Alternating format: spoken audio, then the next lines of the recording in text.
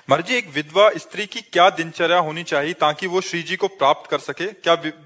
एक जैसे साधु की दिनचर्या होती, विधवा होना कोई मतलब दुर्भाग्य नहीं है मेरी समझ में, क्योंकि मृत्यु लोक है। अब जितने दिन के लिए जो साथी आया था वो साथी चला गया, अब हम अपने असली साथी को खोज सकते हैं। मुझे अवसर मिला, जो अविनाशी पति है, जैसे मीरा जी कहती है मेरा चूड़ला तो अमर है, क्योंकि मेरे तो गिरधर गोपाल दूसरों न कोई, जाके सिर मोर मुकुट मेरो पति सोई। तो प्रातः से लेकर शयन तक, शयन से लेकर प्रातः तक अगर ब्रह्मचर्य का पालन करे, क्योंकि भगवान ने अवसर दिया है, ब्रह्मचर्य पालन करे, शास्त्रों का स्वाध्याय करे, नाम जप करे, और समाज से हटकर एकांत में जैसे सन्यासी साधना करते ऐसी साधना करो तो अपने कुल परिवार को भी तार देगा और स्वयं तर जाएगा। प्रसंग चल रहा है इसलिए पूछ रहे हैं महाराज जी। जैसे नवीन अवस्था में अगर वैधव्य आ जाता है महाराज जी, तो क्या ससुराल से माँ बाप के घर में रहना ज्यादा उचित रहेगा?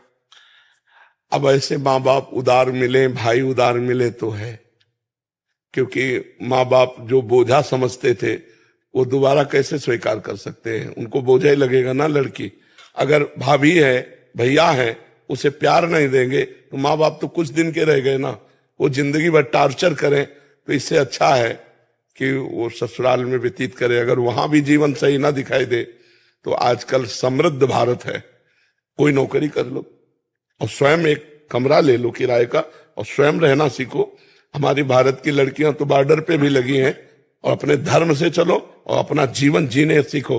जीवन अब वो समय नहीं है कि घर की बातें सहते रहो, विधवा हो गई तो घर के लोग टॉर्चर कर रहे हैं, कठोर शब्द बोल रहे हैं। नहीं, कोई नौकरी कर लेते हैं, कोई व्यापार कर लेते हैं और अपना जीवन जीते हैं। इस तरह का नहीं। और जो बहुत कम अवस्था में शरीर, जिनका पति का पूरा हो गया, मनो अभिव्याह किया और शरीर पूरा हो गया, तो सब कोई ब्रह्मचर्य तो नहीं रह सकता। उनसे हम प्रार्थना यही करेंगे कि अपने जीने का रास्ता निकाल लें, क्योंकि व्यभिचार से अच्छा है किसी एक पुरुष का वर्ण करके और धर्म पूर्वक चला जाए। अगर हम ब्रह्मचर्य नहीं रहेंगे तो व्यभिचार करेंगे, व्यभिचार करेंगे तो बिल्कुल नरकगामी हो जाएंगे। इसे हिम्मत है तो कदापि किसी की तरफ आंख न उठाए और अपने जीवन को जीना सीखे, क्योंकि भगवान ने आपको बल दिया है, कोई बाल बांका नहीं कर सकता। यमुना बाई थी, गंगा यमुना बाई, तो जो ब्रह्मचर्य रहता है उसमें एक सुंदरता आ जाती है। ब्रह्मचर्य एक तेज है। तो सम्राट अकबर का भांजा अजीज बेग उसका नाम था, वो दौड़े पे आया हुआ था आगरे, तो यहां वृंदावन आया होता। उसने देखा इतनी सुंदर स्त्री और 9 युवती और वस्त्र गंगा यमुना स्नान से शरीर में लिपटे हुए थे। तो उसने सैन्य जो उसके साथ थे आदेश किया कि इसको हमारी सेवा में भेजा जाए। बोले नहीं, ये तो संत हैं, कोई संसारिक पुरुष नहीं है, ये नहीं आएंगे। अब उसका मन गलत हो चुका था, वो पदवी पे था। तो उन्होंने कहा अगर आप किसी भी तरह का शासन प्रयोग करते हैं तो समाज बिगड़ जाएगी। तो 2 वेश्याएं उसने खरीदी और कहा, परिचय दिया कि उनको किसी भी तरह छल के द्वारा हमारे पास लाओ। और वैश्याओं ने साधु वेश धारण किया। रसिकानंद वाले में पूरा चरित्र है।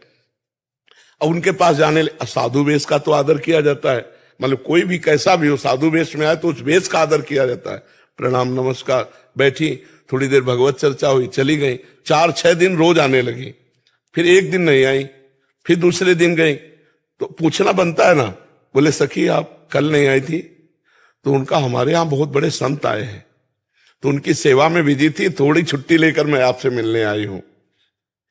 तो उनका संत आए हैं, बोले बहुत बड़े संत है, रात दिन भजन में लगे रहते हैं, आप चलेंगे दर्शन करने? उनको वैसे तो वृंदावन से कहीं जाती नहीं, पर मथुरा की बात है, मथुरा में टिका हुआ था वो, तो चल सकती हैं। तो उनका फिर चलो। अब उनकी तो बात बन गई, पैसा इसी बात के लिए थी, वो नाटक करके उनको वहां महल में, तो उनका संत यहाँ, तो उनका हाँ, तो उनको लगा कि संत है, चाहे महलों में रखो चाहे झोपड़ी में, उनकी क्या स्थिति हो, तो महापुरुष होते हैं। और जो ही अंदर गई सो बाहर से उसने दरवाजा लॉक कर दिया। तब उनको लगा कि कुछ गड़बड़ है क्या। अंदर की तरफ देखा तो बादशाह का भांजा, तो तुरंत अंदर से भगवान का चिंतन किया, प्रभु में फंस गए। अब माया का जाल, तो जो ही सामने बढ़ा तो उनका एक दूर स्पर्श भी मत कर लेना, नहीं तेरा सर्वनाश हो जाए। अब वो कहाँ है बातें समझने वाला, बस उन्होंने श्री हरिवंश श्री हरिवंश श्री हरिवंश, तो उसको दिखाई दिया सिंह, और ऐसा दहाड़ा सिंह कि वो मूर्छित हो गया। और वो सखी अंतर ध्यान, और वृंदावन में रसिकानंद माल में देख लेना, जे भगवान को पुकारा भगवान ने अद्भुत लीला कर तुम अन्यथा कर तुम। अब इतनी चीख कि वैश्याओं ने भी दरवाजा खोला, और जब जाके देखा तो बस भयभीत था। तो कहा क्या हुआ, तब सारी घटना तो कहा कह रही थी वो संत हैं, बोले हमको एक बार ले चलो, नहीं मेरे प्राण व्याकुल हो रहे। लाए, साष्टांग दंडवत किया और कहा देवी मेरी गलत भावना थी, मुझे क्षमा करो। और बहुत सी भेंट रखी, उनका भेंट की जरूरत नहीं, तुम भेंट ले जाओ, बस एक बात ध्यान रखना, जो भजन करने वाले ब्रज क्षेत्र में उनकी तरफ आंख उठा के मत देखना, भगवान उनकी रक्षा करते हैं। तो जो धर्म से चलता है भगवान उसकी रक्षा करते हैं। इसलिए हम तो प्रणाम करते हैं जो ऐसी स्थिति में अपने जीवन को बचा के भगवान को समर्पित कर दें, पर है कठिन, है कठिन। अगर निर्वाह कर ले जाओ तो असंभव नहीं है।